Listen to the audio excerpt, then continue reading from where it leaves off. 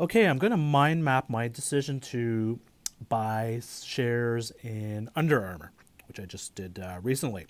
So I'm going to try to demonstrate to you how I came about my decision to buy Under Armour stock by answering what I call are 8 fundamental questions that you need to ask yourself every time you buy a stock or every time you're evaluating a stock.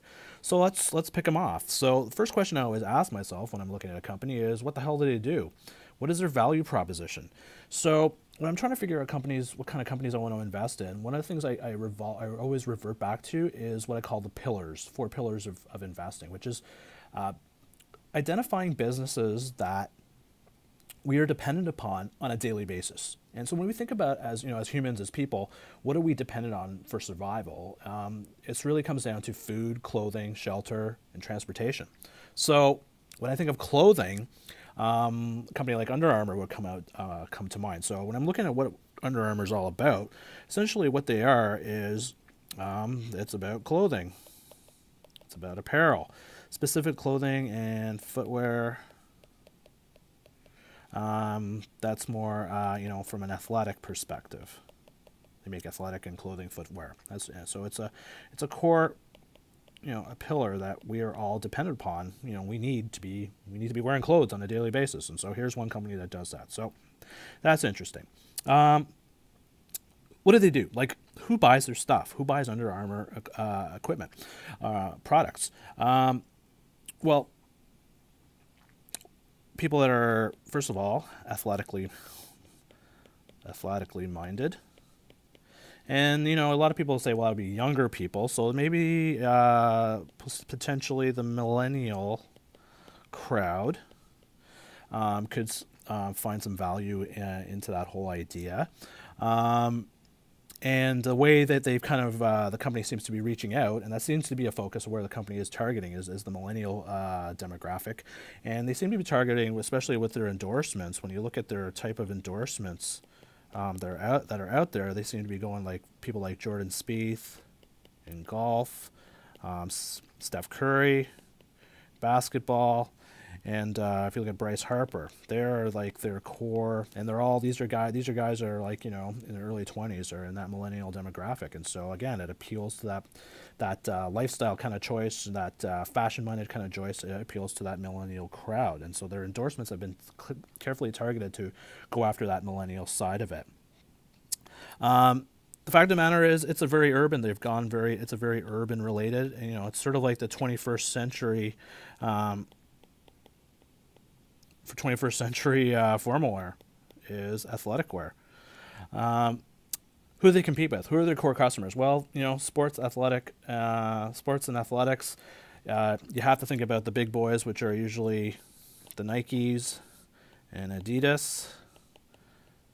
So when you compare Under Armour to Nike and Adidas, they're kind of like they're the small fish. They're a small fish, and up until recently, Nike and Adidas pretty much ignored Under Armour. So and the way Under Armour has marketed themselves is very much sort of that underdog.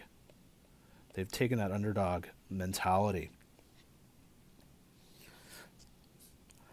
Now, that's pretty much it. That's what they do. So they make clothing and footwear. That's great, wonderful. Now, the question that I always ask yourself is, okay, that's great, but do they make any money?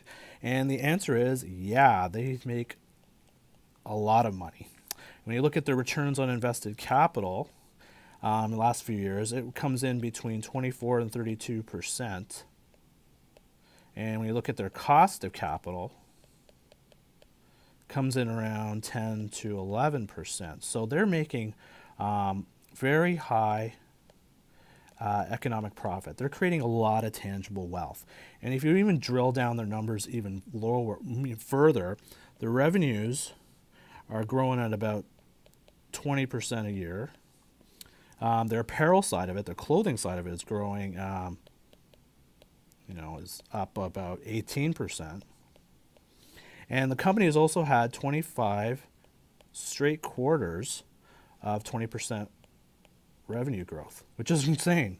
It's incredible. 25 straight quarters. That's really great. So there's no doubt this company is making money. It's making tangible money. It's a very profitable company.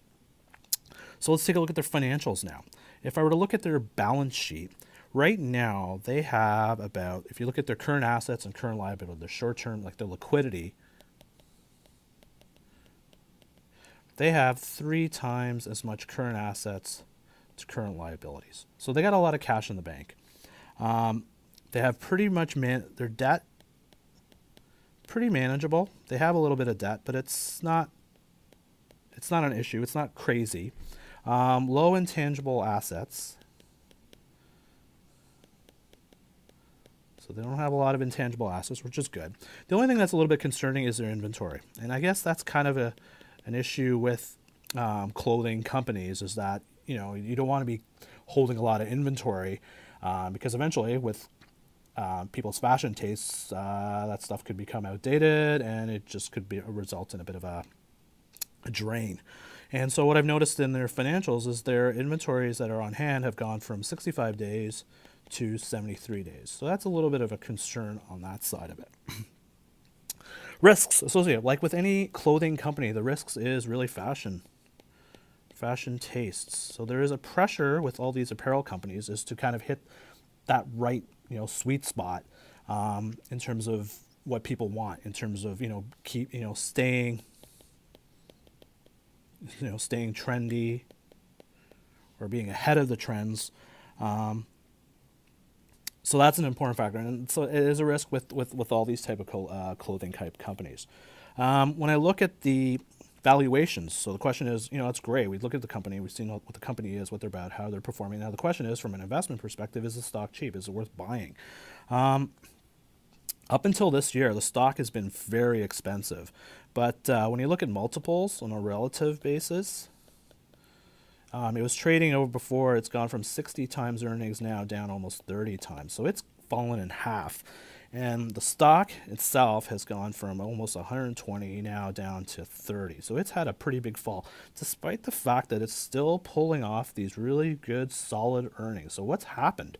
Well, in the last while, the company has reported, and basically it's all about forecasts, and they're forecasting, lower revenues, basically, but lower revenues meaning from 25% growth down to 22%. So I don't know about you. If I'm running a business, I'm generating 22% revenue growth, I think I can live with that. That's a problem I'd like to have, and I don't think that's, you know, a business. But Wall Street has really trashed the stock, and so the stock has just cratered, and it's down to 30 baht, despite the fact that it's making tangible profit. So it's very much out of favor by Wall Street. And when that's usually the case, then I like to pay attention to it, because those are usually where great opportunities tend to emerge. So when you put us all together and you just take a look at, you know, what the company is all about, it's in a core business. It's targeting a very growth area market in terms of the millennial crowd. It seems to have a really good marketing strategy in terms of how it's, evolving the brand, and it seems to be holding its own pretty nicely against the big boys. It's creating tangible wealth. It's got a pretty strong balance sheet. It seems to have that, you know, mojo in terms of understanding fashion tastes, and seems to be doing a pretty good job creating companies. Obviously, that's not going to be there forever. The stock is, on a valuation basis, is cheaper than how it's been historically. And when you factor, you know, all these elements together, to me, I thought it would be an interesting stock to pick up. So the stock, you know, I bought in at about 32. And in terms of valuations, values that I've seen have the stock between $31 to $40. So there's definitely looks like there seems to be some upside on this stock. It's out of favor, and so right now it's probably going to sit around there and probably drop, you know, not really do a heck of a lot because of its out of favor. But if it keeps putting together this kind of performance, and it continues to kind of have that favor with its core customers, it's a stock that could easily pop back. This could be low-hanging fruit. So that was my decision. That's what I went through my mind map in terms of my decision to buy stock in Under Armour.